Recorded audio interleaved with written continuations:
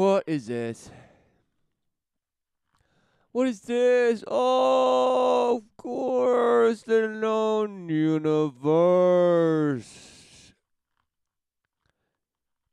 But of course, they couldn't wait to update it to the multiplex of verses. Oh, all brought to you by the AMNH. And somehow it's an anarchy symbol. Whoa!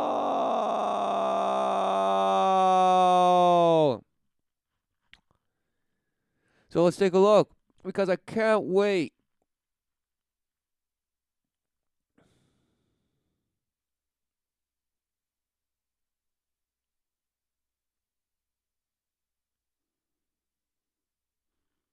Whoa! So this is what? Every satellite, moon, planet, star, and galaxy. Oh, come on, you bash.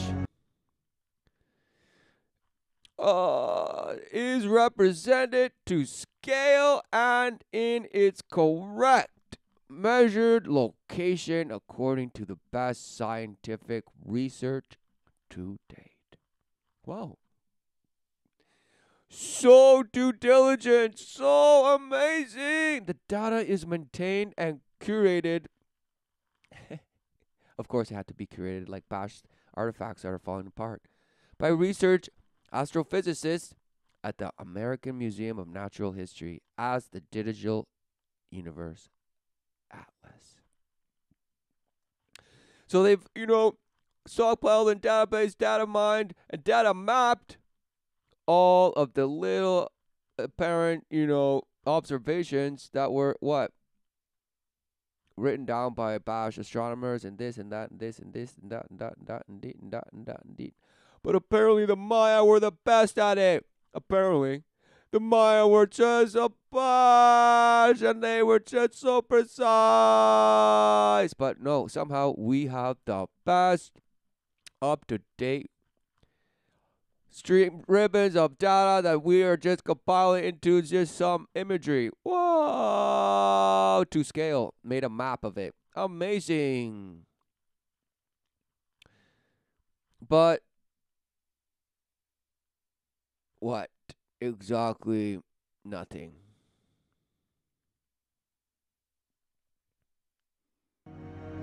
Wow, the Himalayas, right? It's all CGI. Amazing to begin with. Yes. Look.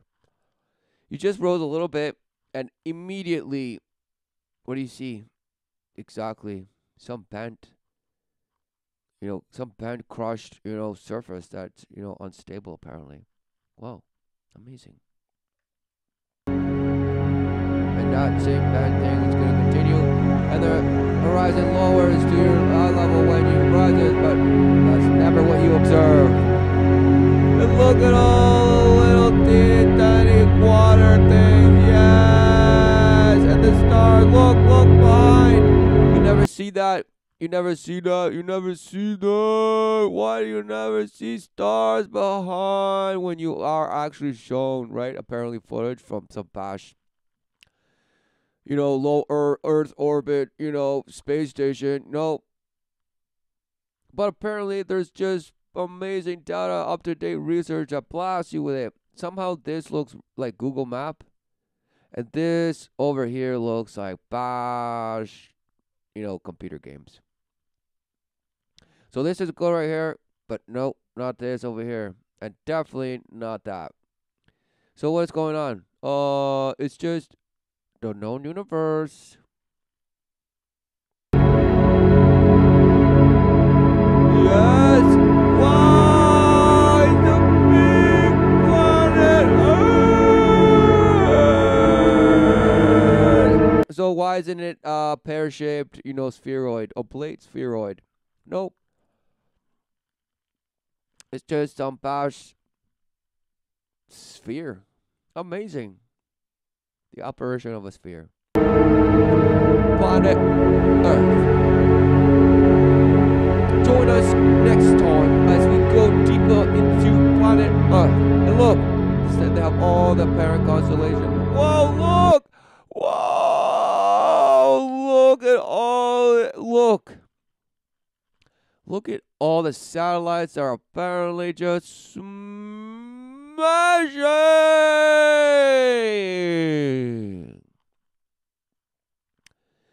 And the space station not once observes any of those hundreds and hundreds and thousands of satellites are just out there. Amazing. But who knew that they are artificial? Oh, look at all the names. Of course, now it's Google Maps. Taking it in their fact, grabbing hold of your nutsack, slapping it around and calling it a web. A spiraling web. Look at all the satellites that there are. Wow! And yet you're given CGI. It's like, well, because it's just ribbons of data that we try to interpret. All the satellites don't have cameras, dummy. No. Only Hubble. Only Hubble. And out of all these relentless hundreds and hundreds and hundreds and hundreds and satellites, nope, none of them actually take pictures, infrared, nothing. Therefore, you're just given some bash computer game simulation to tell you what it is. Wow, amazing. Oh, here we go. Wow, it's like, whoa, it's glowing now and blast the sun. Whoa! Ah! Look, it's just like, it's like a ball of elastics around something and it's about to smash it open, crush it by the tension. And each elastic is going to collapse upon itself and bash.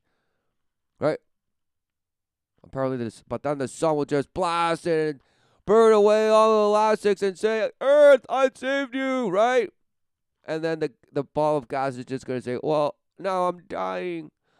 I'm cooling off. You have to send an A-bomb directly to my heart so I reignite. Smashed.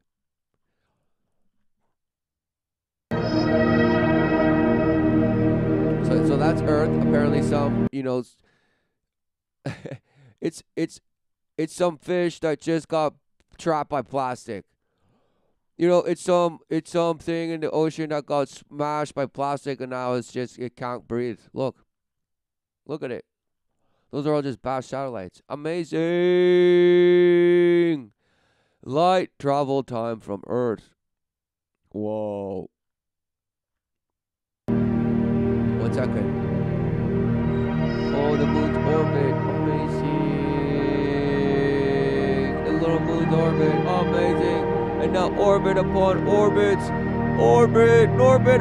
Yes, give me the orbits and show me how the Venus, then blah, blah, blah, forms a pentagram and this.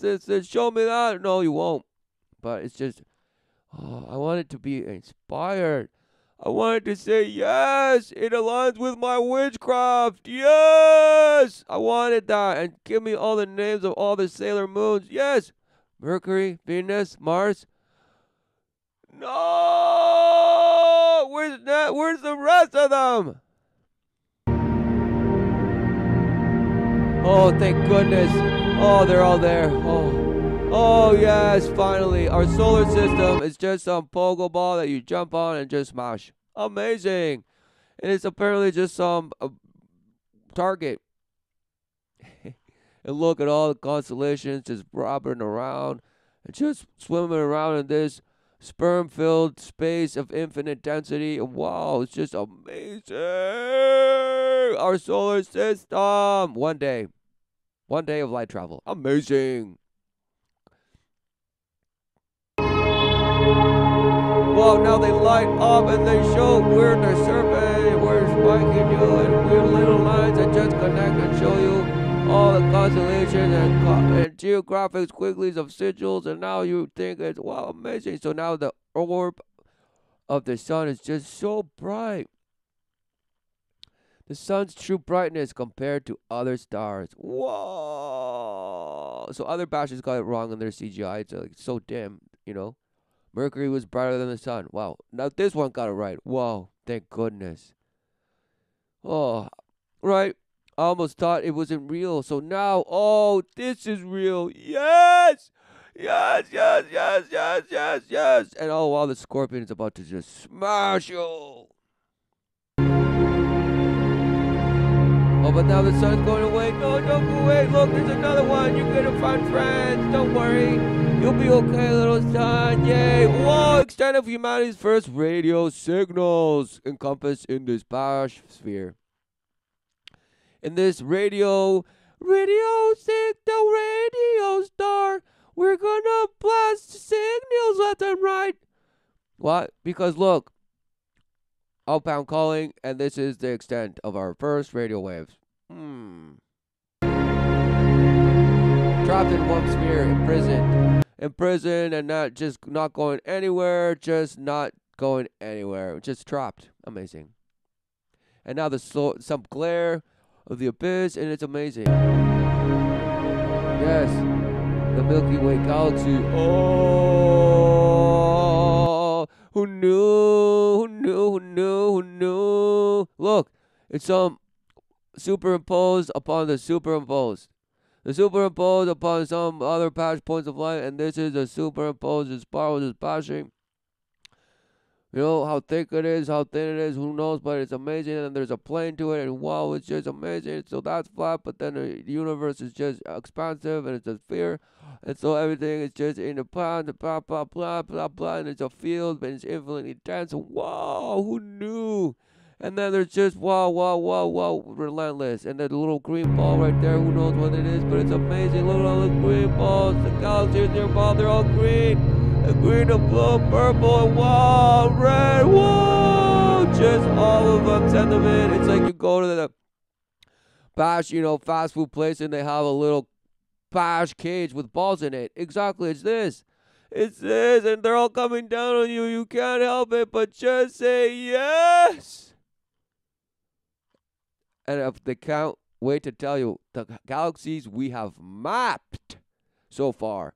So they're giving you some Bash, it's like the West, guys, we had to map out the West because we didn't know it. And we had to just wait till we got it, till we mapped it. Right, Bash. And now this.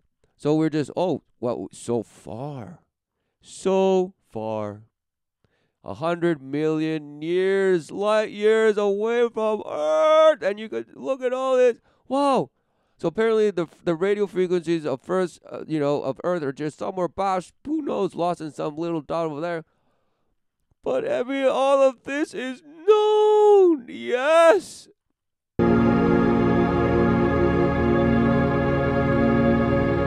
So it's almost like you've ignored, right? This is all just theory and based on your numbers and calculations and based on the study of light and the color and the shade and just the story that you made with it. Look. The empty areas where we have yet to map. So they've mapped blast over here and blast over here. But over here and over here somehow is the abyss. Wow. It couldn't be that this and this is the obvious. They just want you to focus on this and that. Exactly. This is your blind spot. You're being shanked. And not because the universe is this or that or the other, but because obviously they're telling you yet and so far and all these words. But yet you take this as fact. And you're like, well, it's good enough. I mean, look at it. It's just like half. We got half. We're just missing half. It's fine. We know it all. You just have to, fill in the data, just fudge your numbers and just look. You can see that it somehow continues here and here. So then it's okay. It's okay. But somehow this is green, this is yellow. And wow, of course, right? And it goes deeper because apparently there's shells and there's every galaxy is, according to a particular ring and this and this and this and this and this. Right? But no, apparently no, it's just dust. The farthest objects we can see light from a younger universe. Oh, the afterglow of the Big Bang. Whoa! 13.7 7 billion light years. Wow, our cosmic horizon, right? And look, exactly. This is the final product, right? This is it. This is it, right? Some bash, radio frequency of the Big Bang, and when we see it, and we can detect it, and we can see it, and we know it, and we can even go beyond it and look down on it. Wow! Amazing! And in time, look. To blast you back! Wow! And now back to the present, blasting through the things that we have yet to map. But no, it's okay, we're just gonna map you, we're just blast through it anyway. Yes, and back to our home of little dots, yes. Send me all. Look, these are cannabinoids, yes, they're infiltrating every part of my body, but I have receptors, yeah, and now to the third eye, whoa!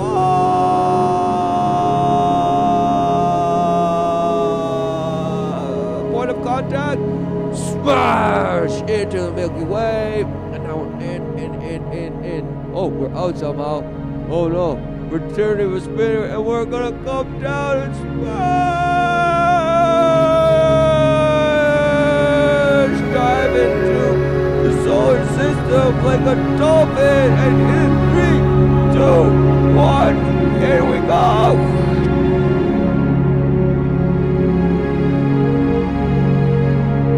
The longest jump in history.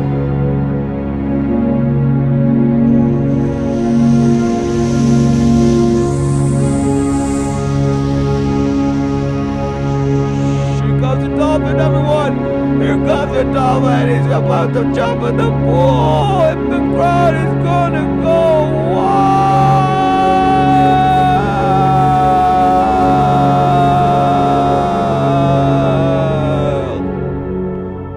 Oh, and then the dolphin lands in the earth, on land. Death.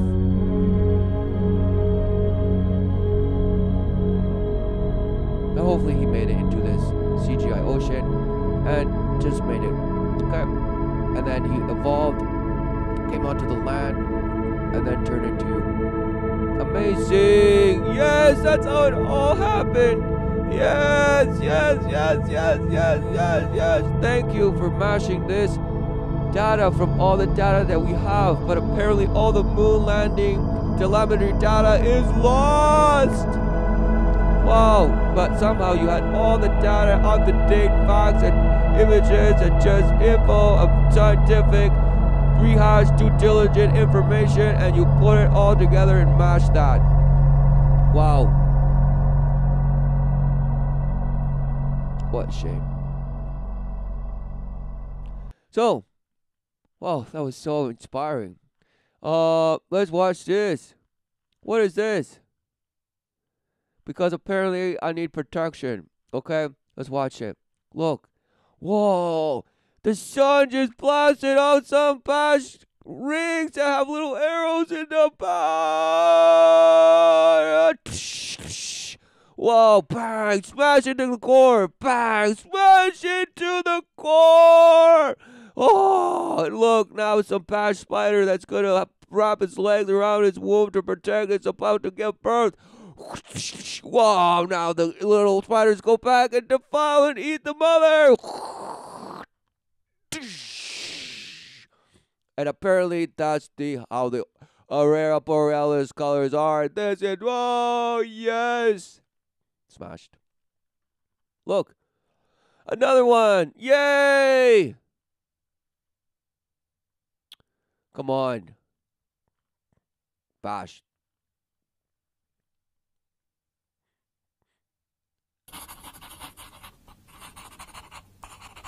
Earth's magnetic shield. Oh, yes. Our sun is constantly blasting huge amounts of hot plasma out. It's blasting. Yes! Finally, the sun is blasting. Before, I thought it was just hanging out, getting cooler. Apparently just counting the days to when it was just gonna die out. Huh. And then Nassim Harim will say, no, there's ships going in and out of it. Whoa, we have video footage catching it going in and out. And that's the breakaway civilization. And somehow the sun is a portal and blah, blah, blah, blah, blah. Gives a bash. Out into space. All those charged particles have a big effect on everything in their path. Also, they're particles. So plasma is a particle, and now it's just blasting towards you. Amazing. And it doesn't blast towards Mercury. Nope. So what's protecting Earth from the solar wind and solar Just storms? towards Earth. Blasting it. Earth's thick atmosphere.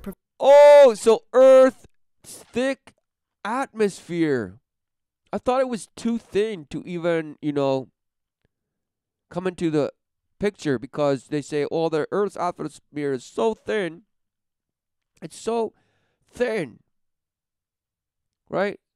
Because if they say, oh, if you think about the Earth's surface, it's the highest peak and blah, blah, blah.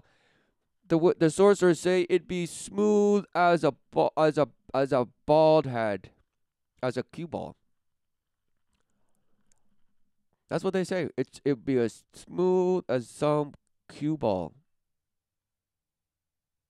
And not to mention the atmosphere. Oh, well, the atmosphere is just held together by its gravity, so it's pulled together and it's just so thin.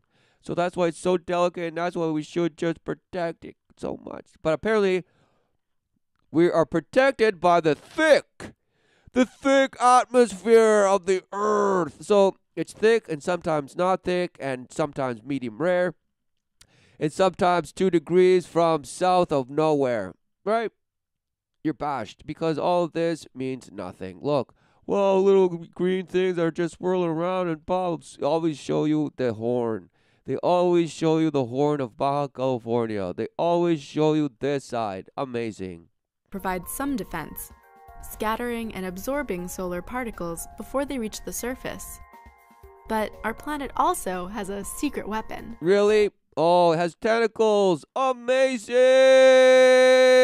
A strong magnetic field it projects into space, mostly generated by molten iron alloy. Oh, mostly because we've dug to the core of the Earth and we've sent people there, and we know for sure that there's a molten iron core that is the cause of all these spider tentacles going out and causing some apparent magnetic field. Wow. Moving in Earth's outer core. Look at all of it. The So area it's of charged space mostly on one side, but bashed on the other, right? So it's weak on one side and bash on the other. Or it's because this side's getting relentlessly smash, smash, smash, smash, smash, smash, smash, smash, smash, smash, smash, smash, smash, smash. Right. The area of space where the magnetic field interacts with the solar wind is called Earth's magnetosphere. Oh, the magnetosphere. Its shape constantly changes as it's bombarded by it's shape-shifting constantly because it's bombarded. Oh, I get it now. solar particles. As positively So it's getting charged blasted by solar plasma particles, and it's relentlessly bombarded, but somehow it just renews itself somehow. Wow, they're telling you straight to your face. Wow, life brings forth life relentlessly. But you call it magnetosphere and the rings of the spider that just sucketh you dry. And that's why you worship Spider-Man and all these bash superheroes, because, wow, you believe in this bash. charged protons and negatively charged electrons enter the magnetosphere, most of them are deflected around Earth, long before they reach the atmosphere. Whoa.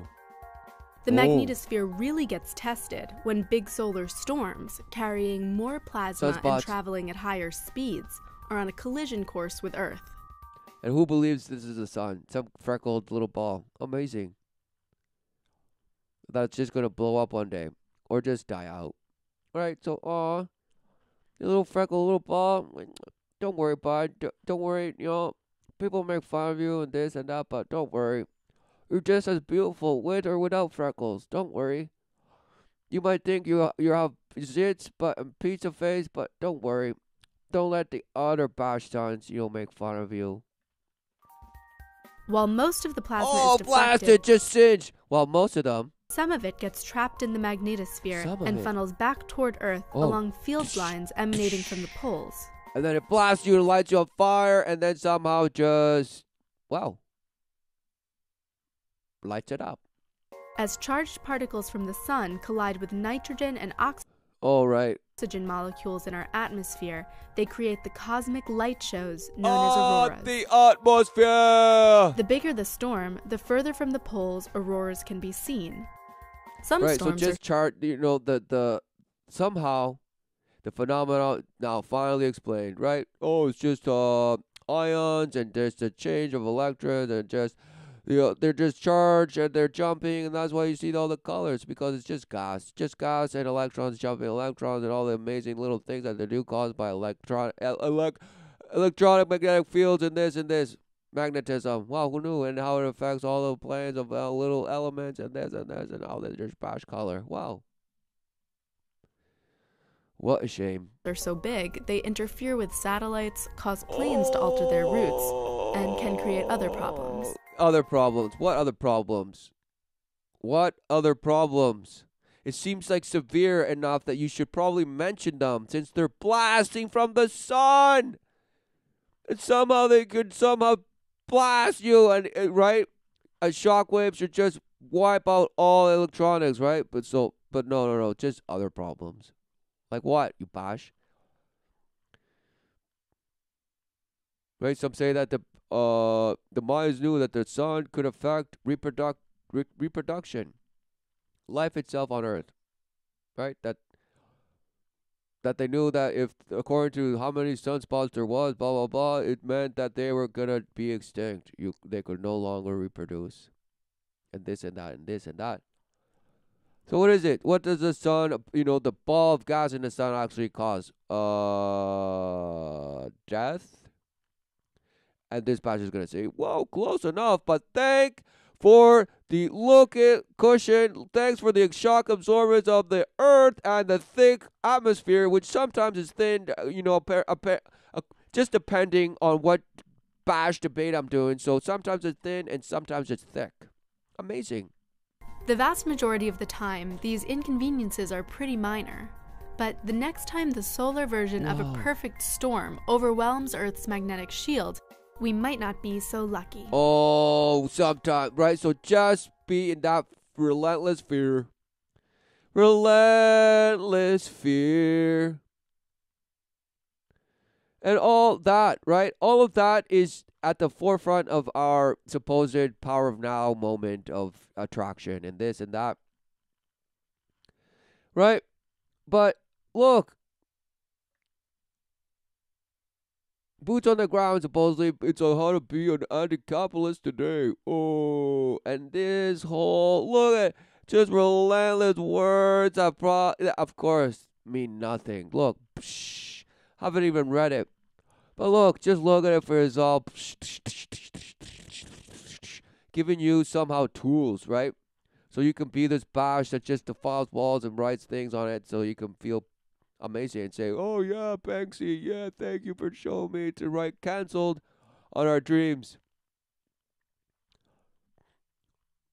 That's what you should be doing, right? Cancelled on your dreams, because following your dreams is a bash notion to begin with. But no, apparently your dream is to be anti-capitalist. So their own little bash photo is bashed, because they still hold a dream, right? A false promise. Anti-capitalism isn't simply a moral stance against injustice. It's about building an alternative, right? Because they can't boast to say, oh, we're actually doing something about it. We're not just saying, oh, down with capitalism.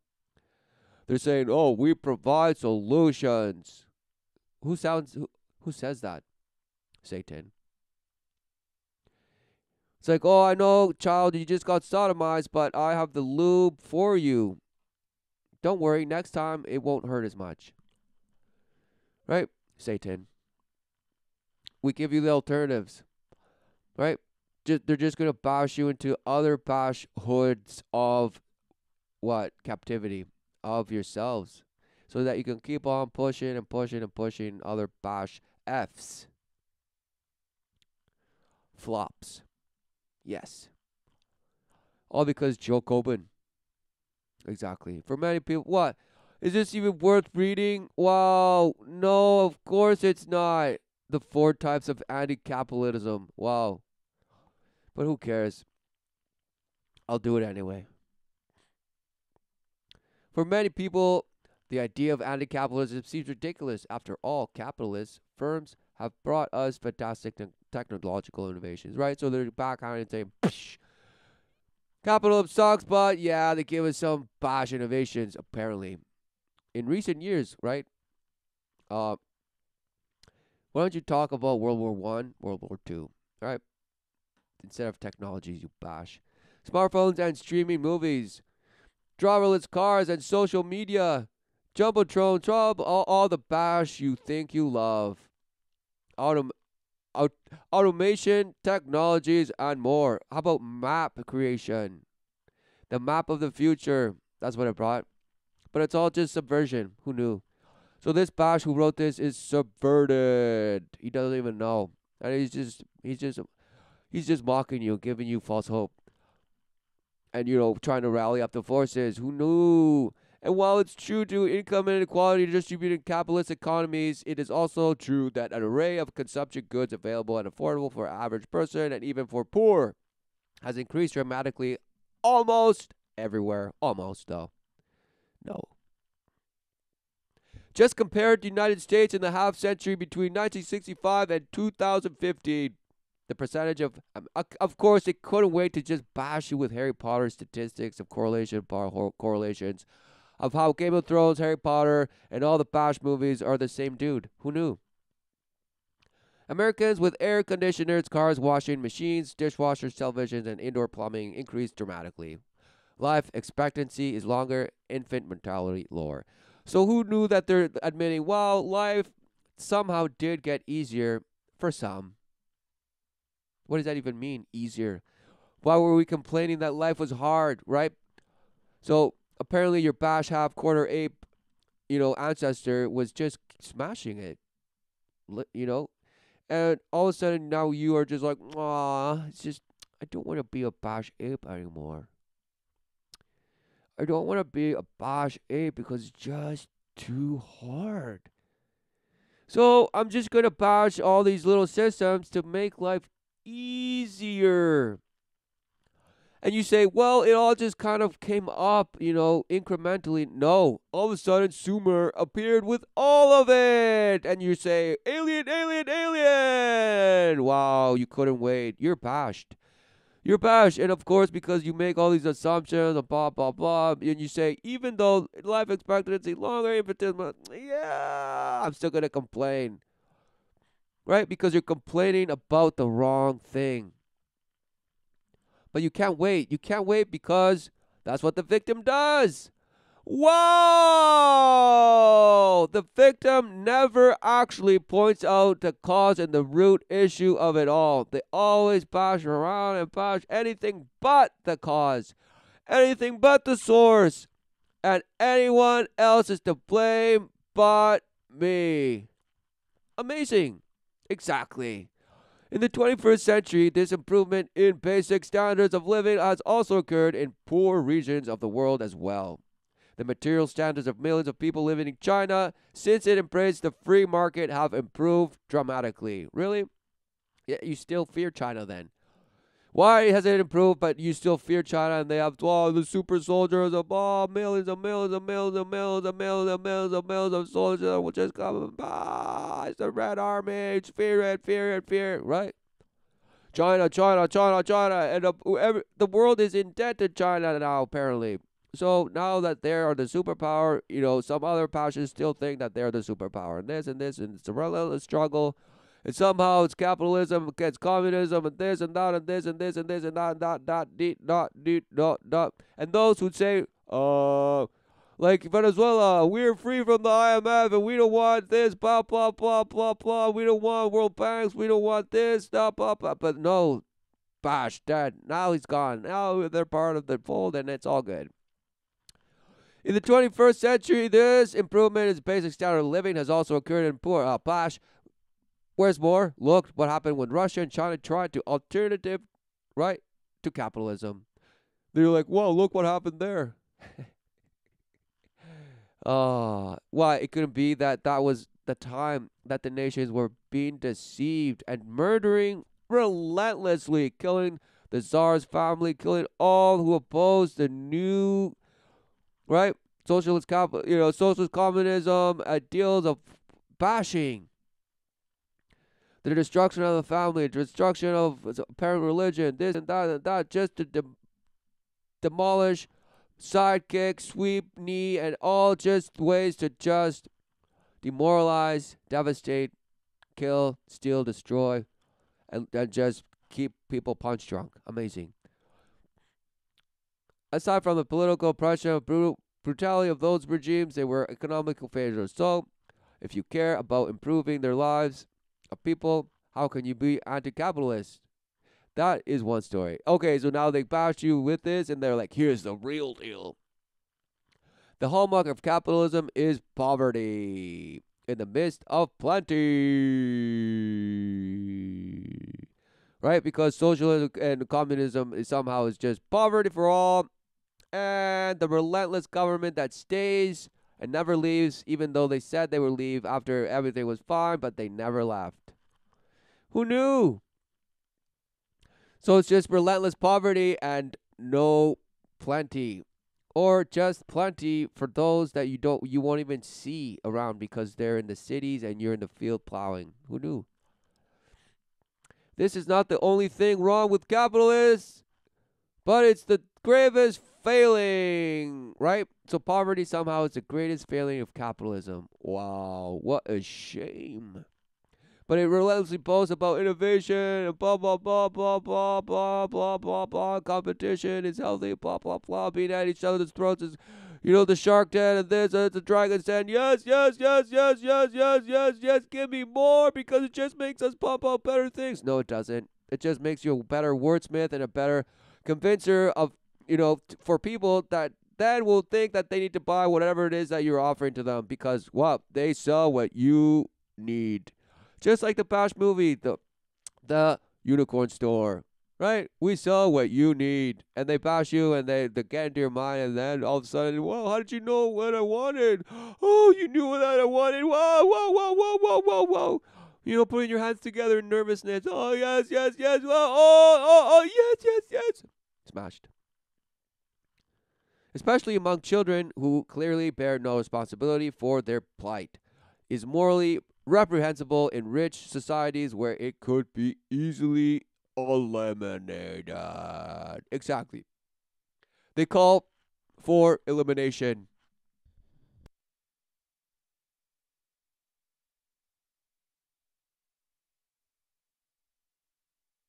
Who knew?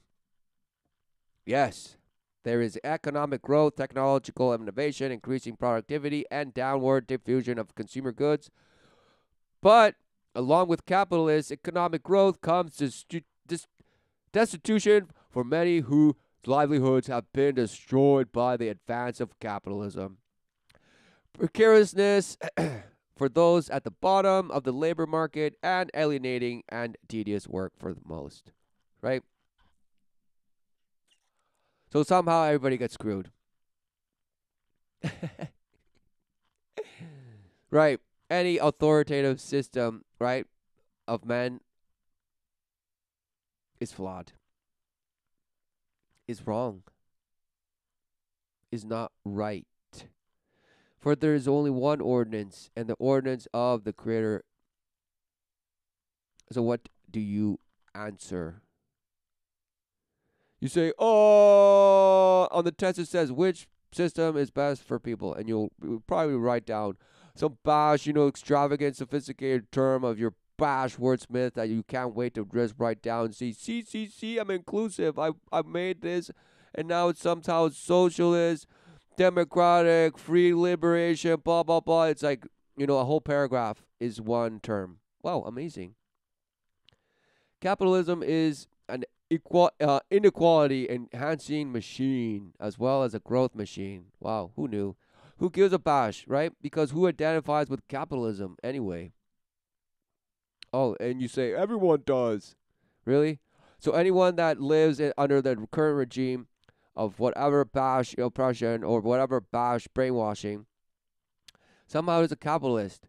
And only those who are the dreamers and those who are actually supposedly doing the some alternative, we're fighting for the people, we're the ones actually making about change and this and this. So they're the ones that can say, oh, capitalism is wrong and you're all just capitalist lovers and blah blah blah, right? So just they're the ones creating the wedge between people and pitting themselves against the other and bash bash bash bash bash bash bash bash bash Groundhog Day. Who knew?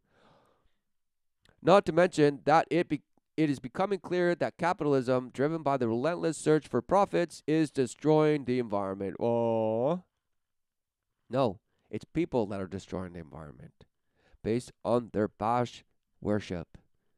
Because who knew that their bash worship, right? Fine.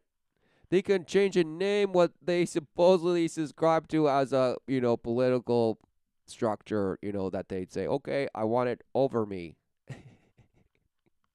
But who knew that it would be in name only, because in their worship they're gonna keep on smashing. So this article probably means nothing because they're banking that people are somehow regularized people, and they're what does that even mean, and that they're all just basic goodness, and that they all have the same morality somehow.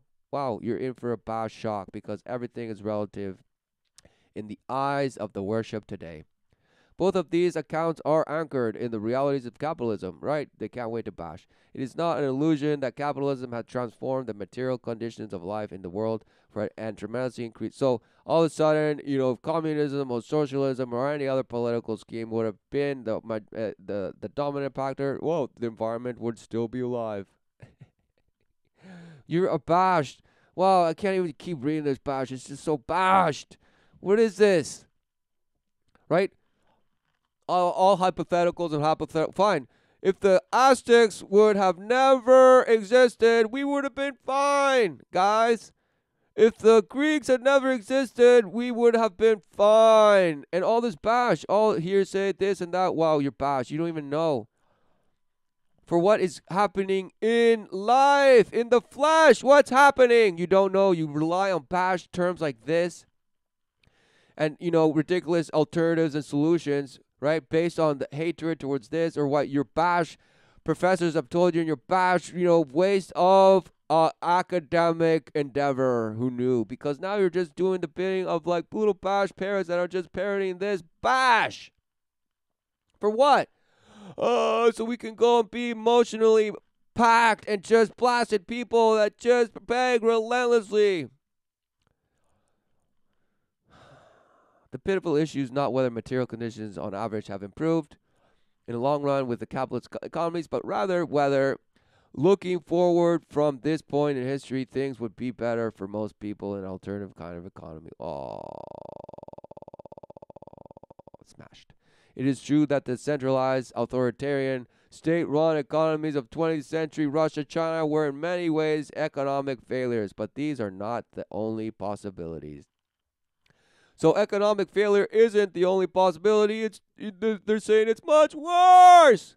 Where the real disagreement lies is a disagreement that is fundamental is over whether it's possible to have the productivity, innovation, and dynamism. I know we want to be dynamo that we see in capitalism without the harms. So it's like plastic, people see, our waters and are just, it's just covered in teeny tiny little pieces of plastic, and some animals' digestive tracts, and it's in us and mimicking estrogen and blah blah blah. And who knew? We're just all just sick, right? We're all harmed. So can we just have plastic but without the harm? Can we just make a new synthesize a new plastic that looks the same, has the same function, but just doesn't harm us some way? Bash! These are all bash notions. Margaret Thatcher famously announced in the early 1980s, there is no alternative But 2 decades later, the World Social Forum declared another world is possible. Of course, the World Social Forum had to declare, there's still hope. People, don't give up. There's still hope. A new world. Da, da, da, da, da, da. Just get on the carpet magic of bliss and you will go blast over the dunes of sand and into nowhere. I argue that another world, one that would improve the conditions for human flourishing for most people, is indeed possible, right? So this person is they concur. Oh, I concur. Yes, yes, doctor, I concur. Yes, yes, bash, bash, bash. In fact, elements of this new world are already being created today, and concrete ways to move from here to there exist, right? So the plan, the map, the data mapping exists to transfer you from this to there. And it's all just a matter of making things, so that they can communicate to another, making it all like little computers that are compatible, make them compatible, and make the file names and the extensions and the correlations of categories and things go one way to the other and go, go, go, go, go, go. It's possible. We've mapped it. Let's do it. Smashed. All the while leading you like the Pied Piper to the cliff where you're just going to go out and drown. Anti-capitalism is possible. Yay! Right? They don't say the actual alternative. They just say anti-capitalism. So just something that is anti-capitalism is possible. So just be a rebel against it relentlessly. Just be and that is the alternative. Wow, what a shame. So again, not a moral stance towards the harms and injustice of global capitalism, but as a practical stance toward building an alternative for greater human flourishing, right? This bash, couldn't wait to just wordsmith you with that bash and say, for the greater good. What a shame. The 4 types of anti-capitalism. Right. Capitalism breeds anti-capitalists. You mean bashhood breeds what? Those who just want to rise above, right? Rise above the ashes because they see how the bashhood works and they're like, so let's just say you were born in Cuba or all these other, non-capitalist countries, right? Wouldn't you say the same thing? You'd be like, I'm an anti-communist. I'm an anti-socialist because you grew up in these bash places and somehow you're like, this system is bashhood. So this article could be written about any political system that has ever existed, and say, said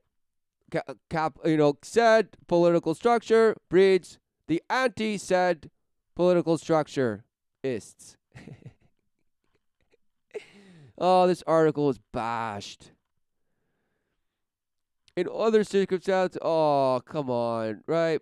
Historically, anti-capitalism has been animated by 4 different logics of resistance. Smashing, taming, escaping, right? And eroding. All mechanisms of what?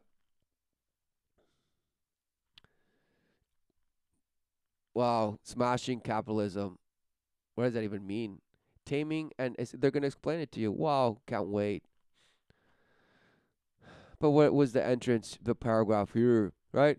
Sometimes resistance to capitalism is crystallized in coherent ideologies that offer both systematic diagnosis of the source of harms and clear prescriptions about how to eliminate them, right? Because they're just doctors.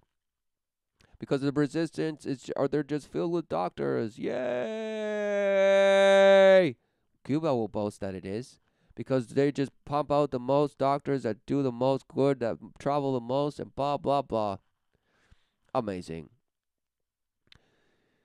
Both systematically, blah, blah, blah. In other circumstances, anti-capitalism is submerged within motivations that, on the surface, have little to do with capitalism, such as religious beliefs that lead people to reject modernity and seek refuge in isolated communities. Wow. So people still they're like, no, we still love the Matrix. We just want to refurbish the program, pump new code into it, and then reset and hit execute again and see what happens. So they're still in it to smash in their image, right? And then they say, well, but others, such as religious beliefs, lead people to live and reject modernity, right? So somehow capitalism is modern, and all these, all these political schemes are somehow modern. No. They're as old as the Bash Sumerians. Who knew? Who knew?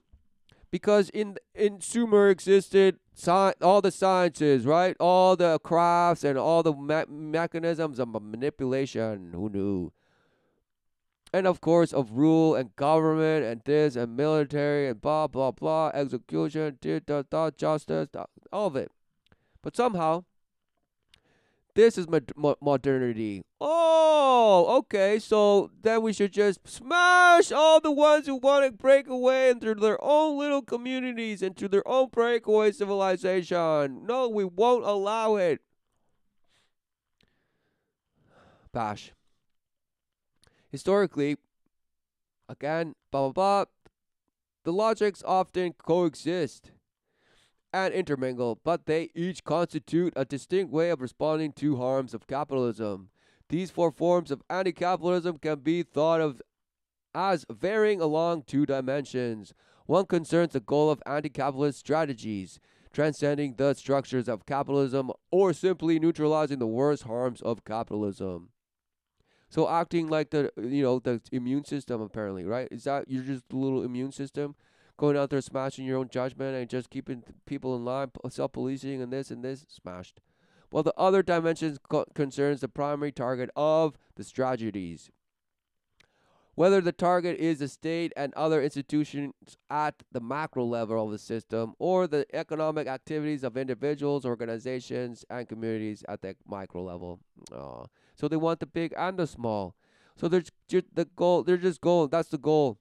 One concern of the goal, right, is to just big and small, big and small. No child left behind. It's for everyone. So anti-capitalism is for everyone. Amazing. Taking these two dimensions together gives us the typology below. Oh, thanks for the diagram. Fourth strategy logic of anti-capitalism. So who knew that this article is a little training thing, a training bash for you to go out there and start smashing in your anti-capitalist ways. Amazing.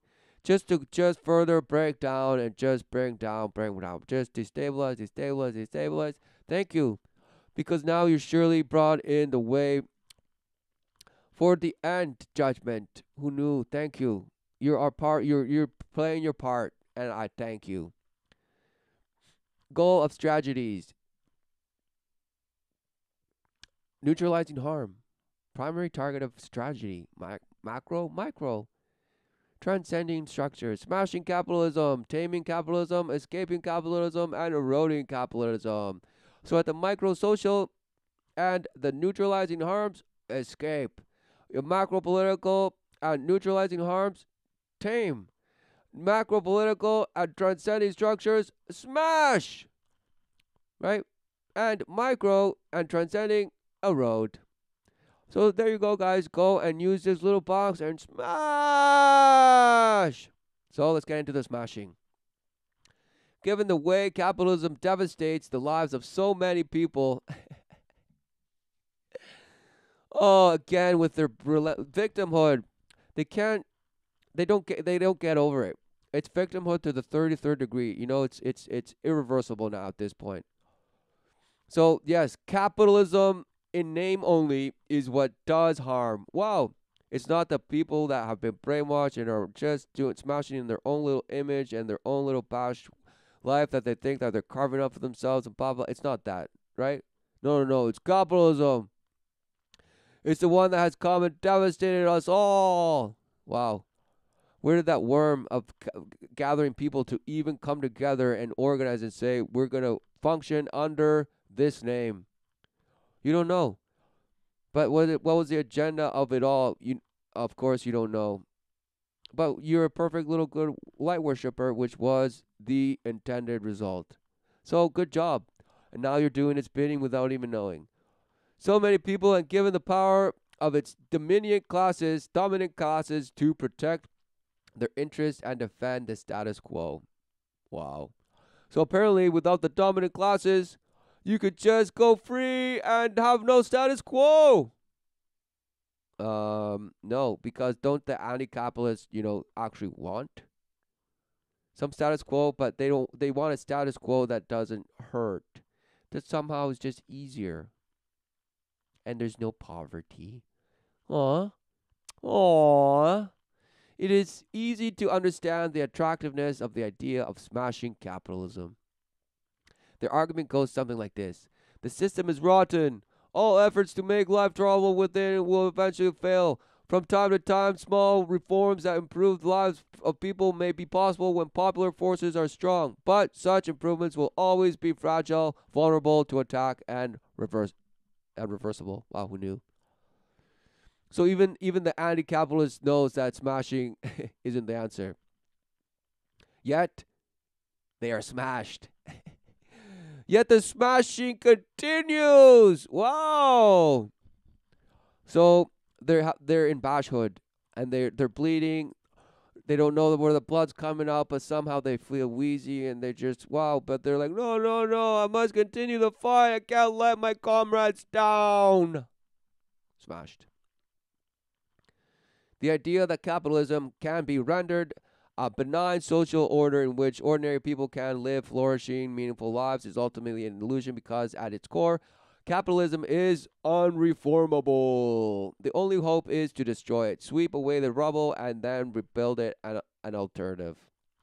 As the closing words of the labor tune, Solidarity Forever, proclaim, we can bring to birth a new world from the ashes of the old. Oh, they couldn't wait. Rise like the phoenix from the ashes. But how to do this? How is it possible for anti-capitalist forces to amass enough power to destroy capitalism and replace with subversion? Right? Infringement upon infringement, blah, blah, blah. Pitting others against others through emotion, and this and that, and this and that, and this and that, and this and that, and this and that.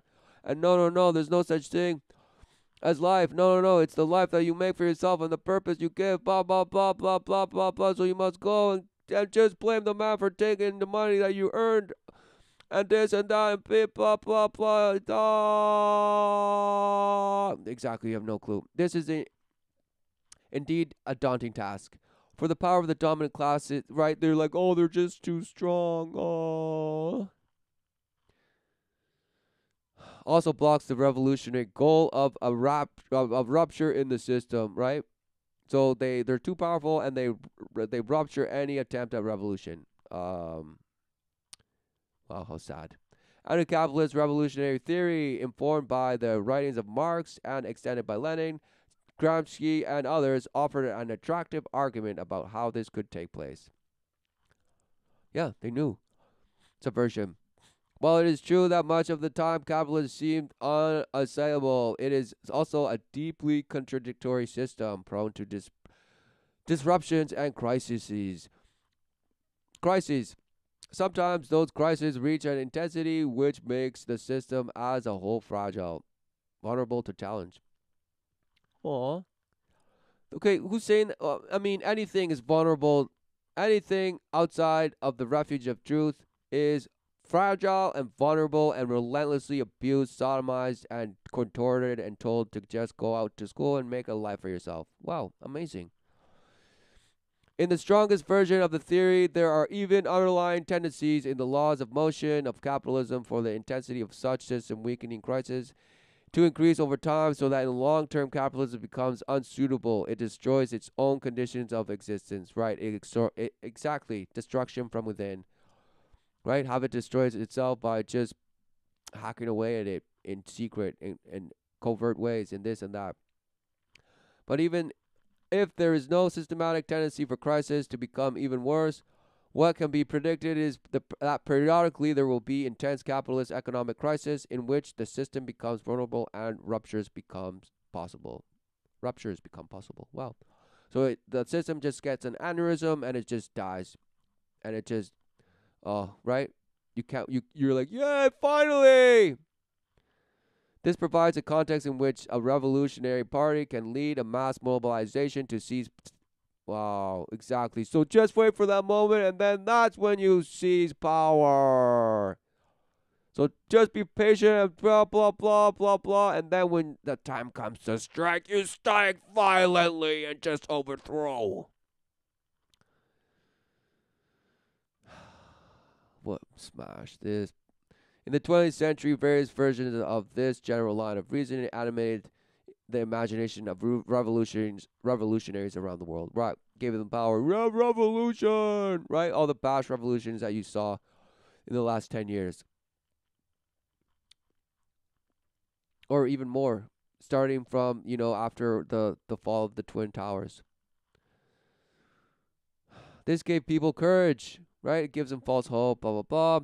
But ultimately, they're still worshipping the light. Who knew? Blah, blah, blah. The results, such as revolution, however, were never the creation of a democratic, egalitarian, emancipatory alternative to capitalism. So revolution never was? What was revolution then, you bash? Exactly. Revolution is just going in circles, doing the same thing over and over again. Groundhog Day. Blah, blah, blah. Smash. And one day you will probably turn the revolver against you and blast your head and just bash. Go home somehow. Or escape it. The ultimate escapism. Blast. While revolutions in the name of socialism and communism did demonstrate that it was possible to build a new world on the ashes of the old, and certain specific ways improved the material conditions of life and most people for a period of time, the evidence of the heroic attempts at rupture in the 20th century is that they do not produce the kind of new world envisioned in the revolutionary ideology. Who knew? Because who knew that once the revolutionaries, have taken power, the actual influence which let you have that little revolution come in and just say, smashed, line them up, just shot, killed, and now it's the same thing again. Wow, who knew? So they let you have your little revolutions, your little fun. But ultimately, who guessed? You guessed it. You think that the whole nations are not deceived and they're in on it together, and in name only, they label themselves capitalist, communist, this, that, this, the other, but who knew? It's the same Hydra, the same bash, but no, somehow it's just ideologies that aren't exactly how they're described in practicality, daily life. No, they're not. You are smashed. Thinking that you're doing the smashing to others. No, you're doing it to yourself and, of course, to others. But the anti-capitalist smash, you say, well, it's not because, no, you are smashed in smashhood. Some people argue that the failures of revolutionary movements was due to the historically specific, unfavorable circumstances of the attempts at system-wide ruptures, right? Like Occupy. Revolutions occurred in the economically backward society surrounded by powerful enemies. Some argue that revolutionary leaders made strategic errors, right? Who knew that revolutionaries never changed anything, just always were turned against man. Used against them in a court of law. It's like whatever you say will be used against you in court of law. Wow, exactly. So whatever it is that you're supposedly revolting and revolving around and through and just screaming, freedom, a new world, is always just bashed. Because you are no rebel that just, you're no rebel culture that survived and somehow is, the leaders of today. No. They're all in cahoots. Gatekeepers, poachers, recruiters, all keeping the same bash day in, day out. And somehow you believe it. And you believe that just by being some bash, anti-capitalist in name only, you're somehow virtuous. What a shame. Some people argue blah, blah, blah, blah, blah, blah. Still others argue that failure is intrinsic to any attempt at radical rupture in a social system because there are too many moving parts, too much complexity, and too many unintended consequences. As a result, attempts at system rupture will inevitably tend to unravel into such chaos of revolutionaries' elites, regardless of their motives, will all be compelled to resort to pervasive violence and repression to sustain social order. What, is that some thesis, some theory? No, that's what happens, you bosh. That's the repression to sustain social order. You could have just finished that article with this. It's like how to be an anti-capitalist today. Repression to sustain social order. The end. Such violence in turn destroy a possibility for a genuinely democratic participant. Oh, they just love the word saladry. The word saladry of wordsmithing your next challenge, right? And making it come to fruition. Our genuinely democratic participatory process of building a new world. Bash. Regardless, participatory. Everyone participates. We're all collect in the collective. Even the little bash. Anyone can come and bash, bash, bash, bash. Yes. No one left behind.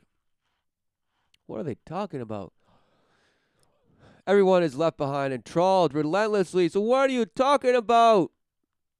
Regardless of which, if any, of these explanations are correct, if any, they couldn't wait. Exactly. None of them. What are you saying?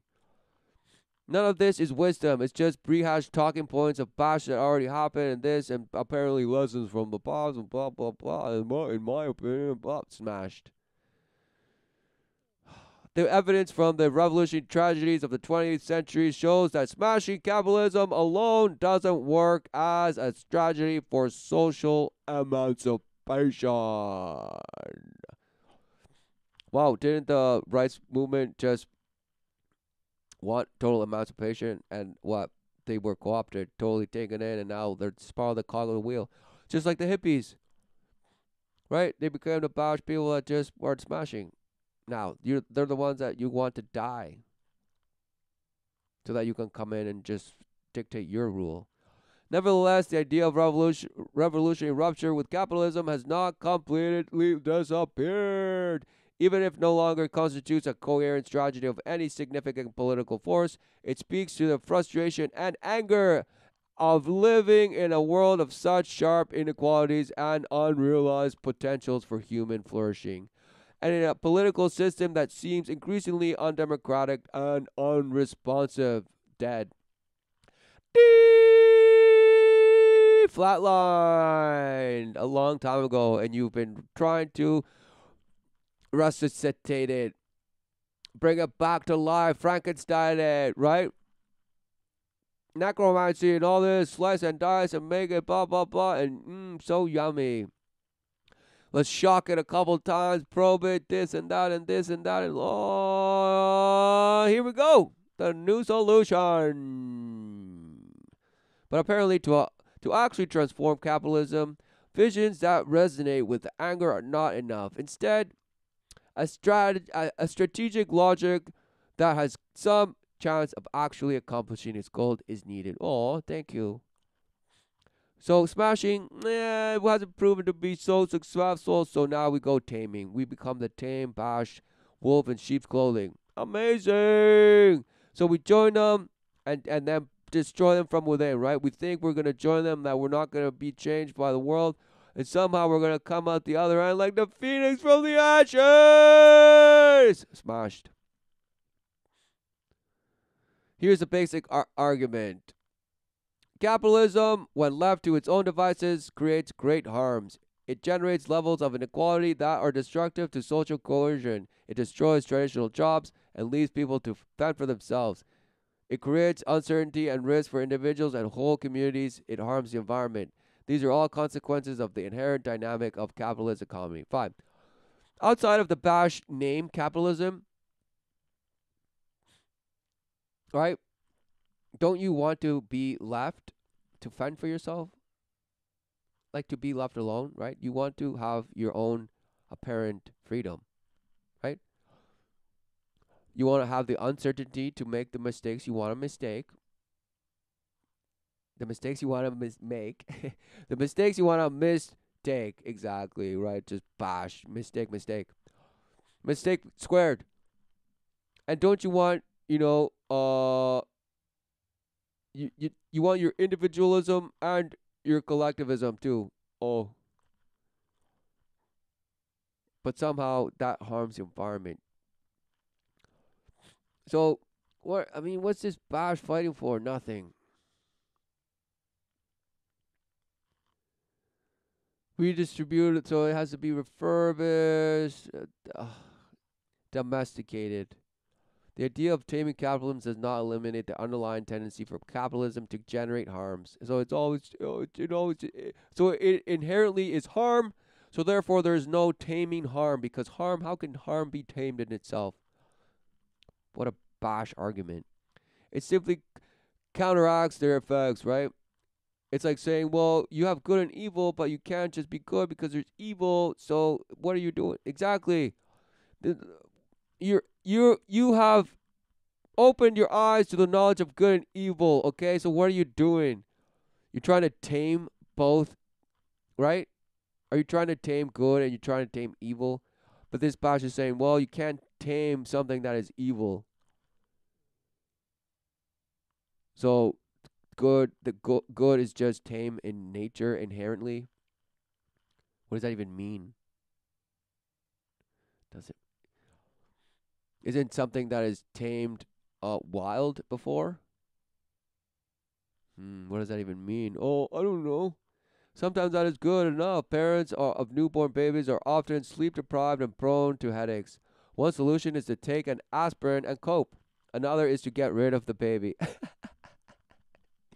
Which many and most do today, because nobody wants the headache of a baby getting in the way. And all brought to you by capitalism. So if capitalism brought you, the woman's right and all this Bash and this, and the right to abort relentlessly and just whatever other Bash supposedly emancipations, what is going on?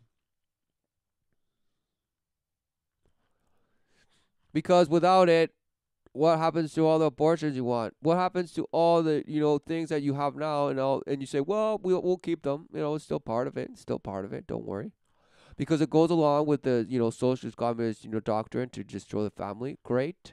All right, so don't worry. You will still be covered in the destruction of the family. Don't worry.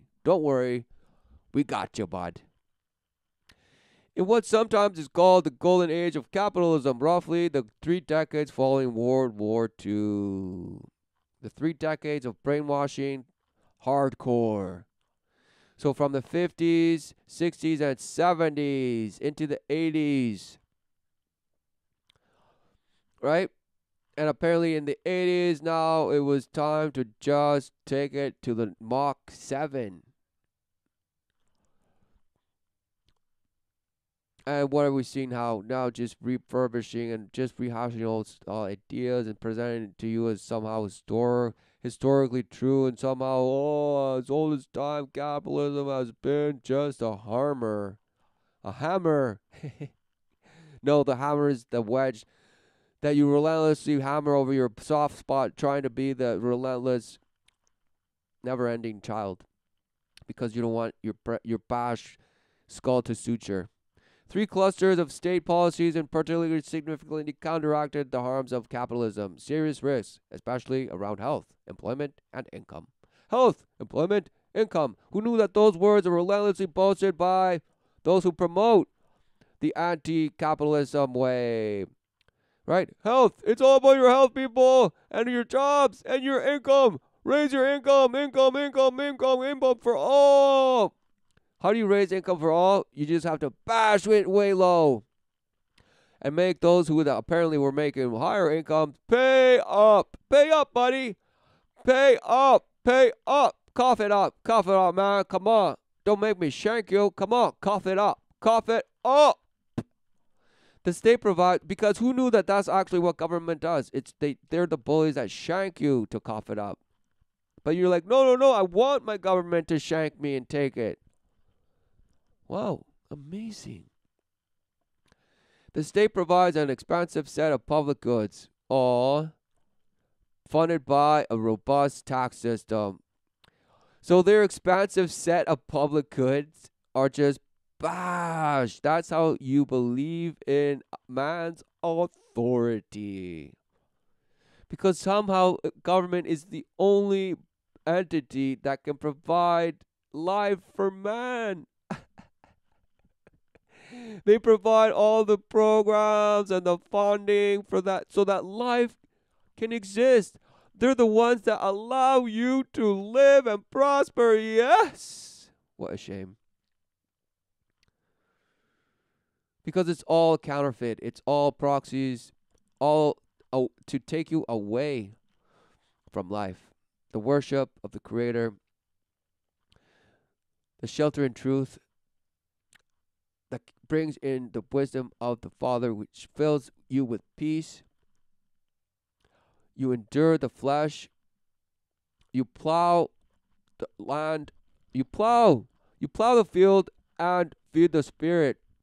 Endure the flesh, overcome. For the true promise, the lifeline is, yes, life everlasting. But no, to you it's just, oh, anti-capitalism is the true promise. Come on, people, rally with me.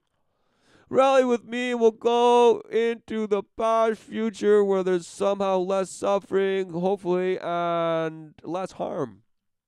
Wow. Good luck with your past worship. See you later.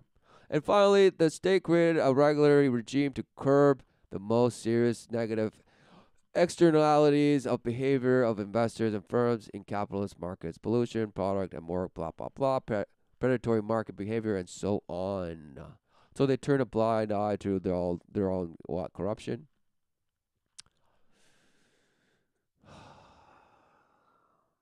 What? That was the golden age, a faint memory in the harsh first decades of the first 20th century. So in the 20th, we had a memory of the golden age. Oh. So now entitlements, right? Everybody's boasting, oh, entitlement, let's break it all down. Let's break down all entitlements. Right? Reduce taxes and public goods, deregulate capitalist production and markets, and privatize state services. Taken as a whole, these transformations go under the name of neoliberalism. They love their terms. They love their terms and their isms. Globalization, wow, has made it much easier for capitalist firms to move investments to places in the world with less regulation and cheaper labor. All brought to you by data mapping and mapping the way to the future. Yes. Perhaps 3 decades or so golden age. What? Golden age. Making a mockery of something that is. We're just not that capitalism is a golden age, but life. Wow, life, the true promise, and you mock it with bash words like this. Golden age. Oh, golden age of what? The 80s?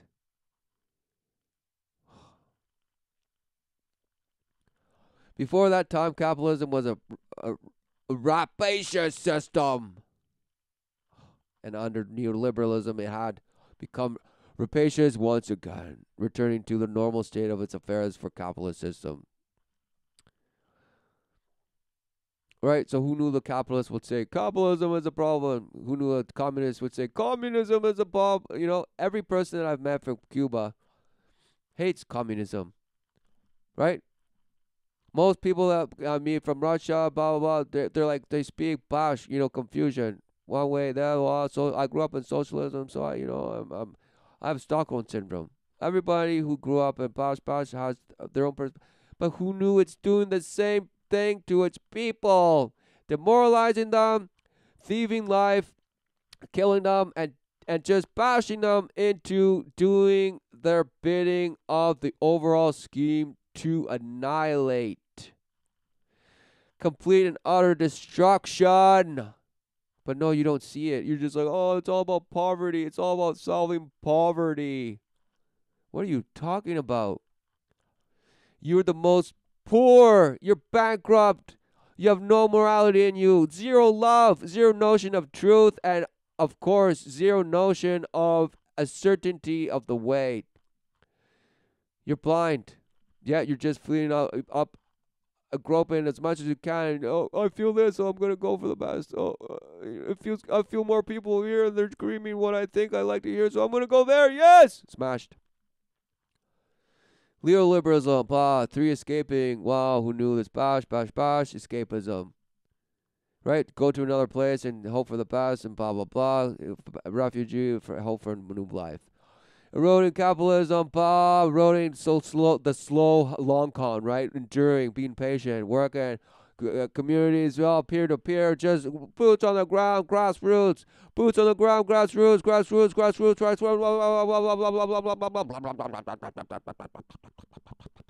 co-opted. Now bound to the relentless grants of your government, blah blah blah, to the overall oversight of this and that, this, a pawn for this, a pawn for that, sold under the bus, and all of a sudden that NGO goes down the drain. Next one, please. Right, so it's just nothing. The long con, it's like bring the power back to the people. Wow, that's how you endure. That's how you supposedly, erode at capitalism and hope that the systems that you build, right, in the underground somehow will withstand once it all falls down. Oh, right, because even so, you think that that's gonna save you? Wow, real utopias. We need a way of thinking the bottom up, right? Not bottom down, right? Or not top to bottom. Society-centered strategic vision of anarchism with a top-down, state-centered strategic logic of social democracy.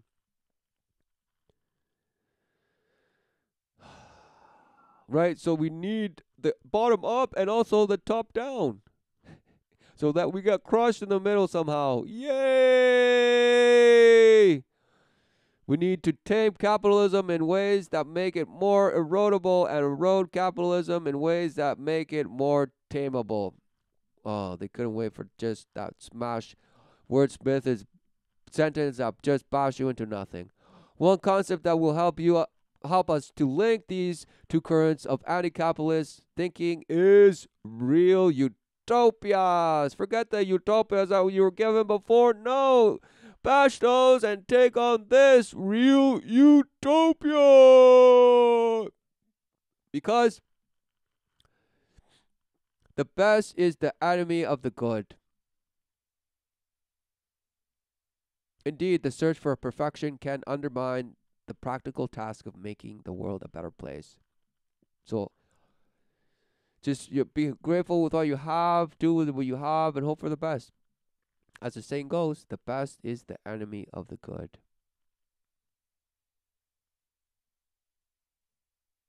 So the best, always wanting the best, is the enemy of the good. Right? So, but everyone has that doctrine truly blasted in their brash brain. They always want the best, and they're taught never to settle. And don't just settle because you're forced or this or that. No, shoot for the sky, this and this and this and this.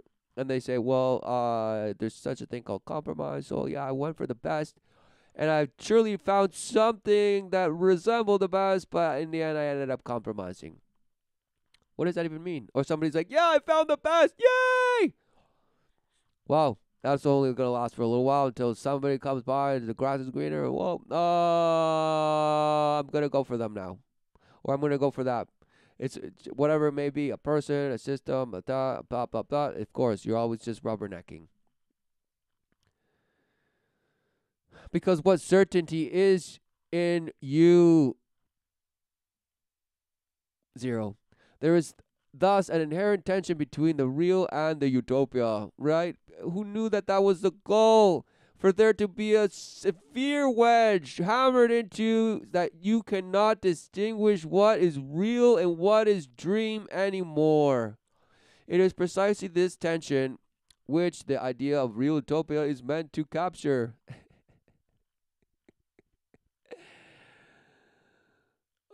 So they want you in that place. and where you kind of just, but you're in the real, but you have a foot in the reality, but a dreamer. So you're the synthesis. The point is to sustain our deepest aspirations for a just and humane world that does not exist, while also engaging in the practical task of building real world alternatives that can be constructed in the world as it is, that also prefigure the world as it could be, and which help move us in that direction. Right? It just sounds delayed. This whole thing sounds delayed, overplayed, used up. It's like a used condom that's been used by just several dudes in the same bash. Okay? Because what's going on? They're saying the point is to sustain our deepest, to always be in a state of aspiration, so that we can not be devastated completely by the sufferings of the world, but take the practical, pragmatic, whatever bash approach to actually bring in real world alternatives, right? The real world, man. I'm in the real world, man. Stop spiritual musing and no, all this article is philosophical musing, all while using words like real and world and alternatives and real solutions and real this and real world and something in between real and utopia and bash bash bash. This is the muser. Okay? Because who knew that they're just spinning you and fingering your anus, right? Hitting that G-spot of like, wow, yes, finally a real world solution. Really?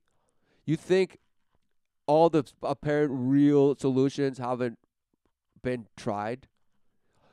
You think your parents were that bashed that they didn't try anything under the sun to do in that way to make their life somehow better?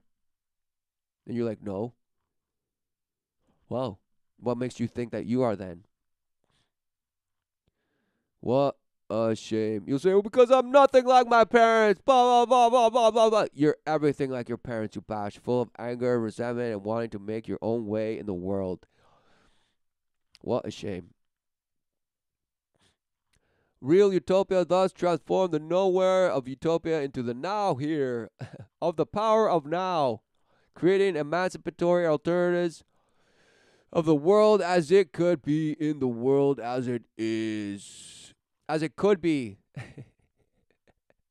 The now here solutions of creating true, real emancipatory alternatives of the world as it could be in the world as it is. Because the world as it is, what? Doesn't need your meddling, you bash. Only your systems and your brainwash enchantments and your all your blasted ways, your systems and categories and terms, they need maintenance relentlessly so that Groundhog Day can take effect and troll you and just bloodbath. Who knew? So all these four things are real utopia. Real utopia can be found wherever emancipatory ideas are embodied in existing institutions and proposals for new institutional designs. Really? So the constant taking on of self-betterment, and now it's at the institutional level. Now all the dead corporations can just all of a sudden bring themselves to life. Yay!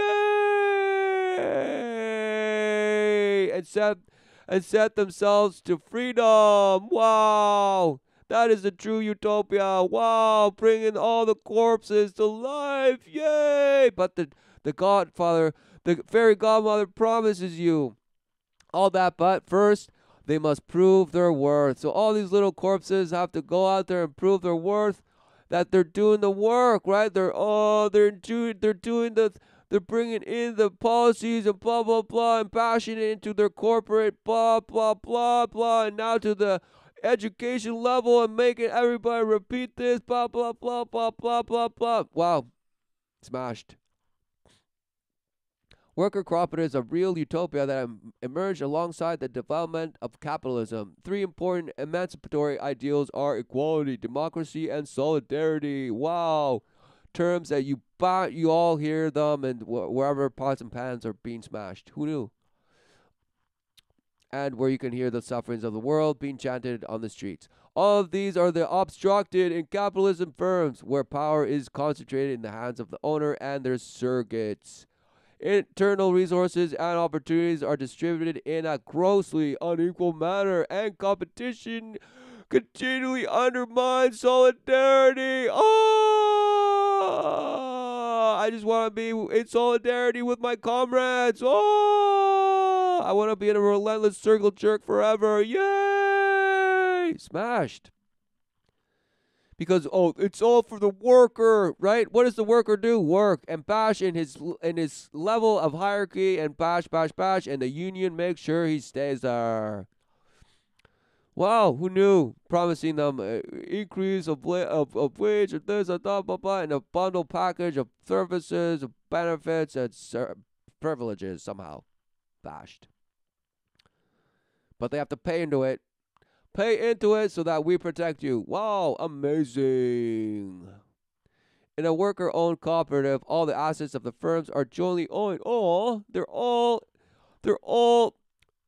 what? Owners. They're all owners of themselves. Oh. Bashwood, who also governed a firm in a one-person, one-vote democratic manner. In a small cooperative, this democratic governance can be organized in the form of general assemblies of all members. In larger cooperatives, the workers elect boards of directors to oversee the firm, right? So boards upon boards of boards of boards of boards of boards. Who knew it was the boardroom that was in charge of it all, that this guy just bows down to? Amazing. Worker cooperatives may also embody capitalist features that may, for example, blah, blah, blah, who gives a bash? Look at all this stuff. Public libraries are another kind of real utopia. Aw, that's where real learning takes place. Aw. Nevertheless, libraries embody principles of access and distribution words are privileged, right? Because libraries should just be in the forest, right? There should be books everywhere where anyone can get access to them. Is that what they're going to say? Wow, what a shame. In a bookstore, you look for books you want on the shelf, check the price, and see if you can afford it, blah, blah, blah. You go to the cashier and hand it over, blah, blah, blah, blah, blah, blah. In the library, you go to the shelf, or more likely these days, to a computer terminal to see if the book is available. Find your book, go to the checkout counter, show your library card, and leave in the book. If the book is already checked out, you got to put it on the wait list. In a bookstore, the distribution principle is to each according to the ability to pay, right? In a public library, it's just waiting on when your turn will come.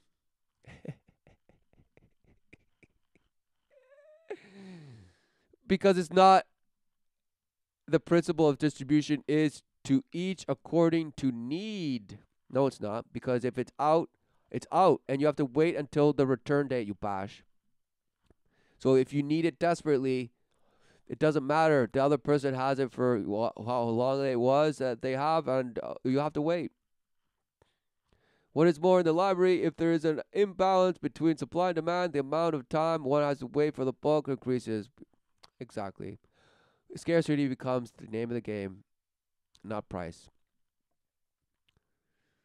A waiting list is profoundly egalitarian device. A day in everyone's life is treated as morally equivalent. A well-resourced library will treat the length of the waiting list as a signal that more copies of a particular book need to be ordered. Right. And who knew that they're now, bashing in some utopia now? They're creating a fantasy of what it should be, because in practice, you go to the library and that doesn't happen. So why would libraries all of a sudden just totally smash their ways so that there's books always on shelves? No matter who comes in and orders and just gets it. So that there's no wait time. So that they become like a blockbuster. Oh, now we're getting into capitalism again, though. Libraries can also become multi-purpose public amenities. Who knew? Not simply repositories of books and depositories that you just can't wait to blast alcohol down your anal cavities and just get smashed that way. Of course, libraries can also be exclusionary zones that are made inhospitable to certain kinds of people, right? Oh, there's segregated people, blah, blah, blah, blah, blah, blah, blah. Exclusion, exclusion. Because they can't wait to just boast victimhood all the time. Why? Repetition, repetition, so that you just can't get away from it. Actual libraries may thus reflect quite contradictory values, because anyone outside of truth and the humbling ways of the ordinance of the Father is a victim, because they truly feel themselves void, alone, unfulfilled, and that's why they have to go out and boast and make a carved, bashed, trolled life for themselves, filled with bloodbath. A final example of an actual existing real utopia is the new forms of peer-to-peer collaborative production that have emerged in the digital era. Wikipedia, blah, blah, blah, blah, blah, blah, blah. So now, who knew that people don't need a library in the sense, perhaps, but now they have access to internet, and also, you get into poverty, those in need don't have access to, all this stuff. Aww. Because what does that even mean? Access to Wikipedia is not power. It doesn't take you somehow from rags to riches. No, it does not. Knowledge does not mean power. The wisdom of the Father brings peace, so that you do not have to go out searching for some past power, manipulate others into following you, and this is the way, and no, the wisdom. Seek the refuge in truth. Be filled with the wisdom of the Father to endure the flesh in your life. But no, you're listening to all these bars people saying, oh, be an anti-capitalist, be an anarchist, be this, be that, be that, be this, but wow, in name only. Wow, what does it even mean? Exactly, they're all just taking you away from life. Oh, Wikipedia is filled with problems. Some entries are wonderful, others terrible, right? So they're saying even Wikipedia, the bash thing that we worship, is terrible, right? So, but some books are wonderful and others terrible. So what are you saying, you bash? Oh, oh. P2P collaborative, let's just connect to the matrix and just hope for the best. Again, poverty. UBI, direct teams, poverty in the midst of plenty. Poverty, poverty, poverty, taming and eroding. Well, it just never ends, like the bash malleting over you. About the author. Let's read about the author before I finish this bash. Eric Olin Wright is a professor of sociology at the University of Wisconsin-Madison and the author of many books. Wow, thank you. It shows. His latest is Alternative to Capitalism, Proposals for a Democratic Economy. Oh, let's go for that. Democratic economy. Nah, smashed. Taming and eroding. So, this is his last little bash, diarrhea here. And hopefully he doesn't ghost shit. So he won't just think he's done and there's more. So, how to be an anti-capitalist in the 21st century? Give up the fantasy of smashing capitalism. So he's like, just join the fold. Capitalism is not smashable. Oh, so he's like, get over it. And at least if you really want to construct an emancipatory future, at least, right? He's like, don't smash it, at least if you want some future. You may personally be able to escape capitalism by moving off the grid and minimizing your involvement with the money economy and the market, but this is hardly an attractive option for most. Exactly, because they see it as somehow going retrograde, going against, going back in time, going back to the Stone Ages, especially those with children, and certainly has little potential to foster a broader process of social emancipation, especially those with children, right? Because the children are now blasted relentlessly with all the bash things of capitalism or whatever bash system they live in, and all the things that it promises. Because it's not capitalism that's the issue, it's the worship of light, okay? So who knew that the children will relentlessly turn on their parents because they're relentlessly exposed to the worship of light and say, Mom, why can't I have all these things? And then the parent has to explain, and eventually they succumb to it. If you are concerned about the lives of others in one way or another, you have to deal with the capitalist structures and institutions. If you are concerned about the lives of others in one way or another, you have to deal with the capitalist structures and institutions. Aww. He's just telling you, I could have just read the end and saved all that bash. But who knows? It was all worth it, right? It was a journey that was worth it. Taming and eroding capitalism are the only viable options. Taming and eroding at it. So that one day it'll just somehow be replaced by the alternative that you grew within it. That's what you hope. You need to participate both in political movements for taming capitalism through public policies and in socio-economic projects of eroding capitalism through the expansion of emancipatory forms of economic activity. So who knew by this article, both people that are in the public sector, in political science, this is this shaping the next bash, new agenda, because now it gives them hope. They're like, fine, this gives you another wind in my sail to just keep on trudging, even though I'm getting relentlessly sold under the bus and backstabbed and this and given false promise. And all while now I'm not so doe-eyed anymore, and I'm becoming a little bitter and this and this and this and that. And what's this all for? Blah, blah. They're like, well, it's the long con. Erode and tame, buddy. Because soon, someday, hopefully, it will just be replaced with whatever it is you think you're replacing it with. And everybody's like, what? With what? What are we replacing it with exactly? I don't know, but we're putting new things in place and just making it a more government dependent, society and this somehow with auxiliary community groups and somehow telling them that they have the power, blah blah blah, and one day it's all gonna turn its back on them on a dime. So what's it for? Who knows? But now they just feel a little refreshed with this fresh wind in their sails of, wow, taming and eroding is the answer. You need to participate both in political movements for taming capitalism through public policies and in socio-economic projects of eroding capitalism through the expansion of emancipatory forms of economic activity. So they're telling you, you need to be involved. Get involved, people. Get involved and organize. All while it's been organized and what? Executed before your eyes. And now you're just a bash thing that's confused and thinking that you need to organize and be active so that you can be the change. Exactly. It's just another rehashed, refurbished, repackaged phrase of the same thing. Be the change. Be the change you want. Be the change, boss. Smashed. We must renew our energetic, progressive, social democracy. Democracy, right? They want this. They want to rejuice it. They want to renew it. No man reneweth anything except his boast.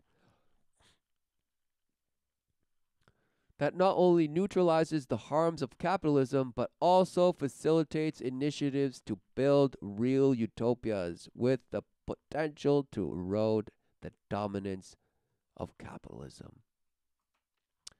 What bash? What bash? And all because you worship, of course, love.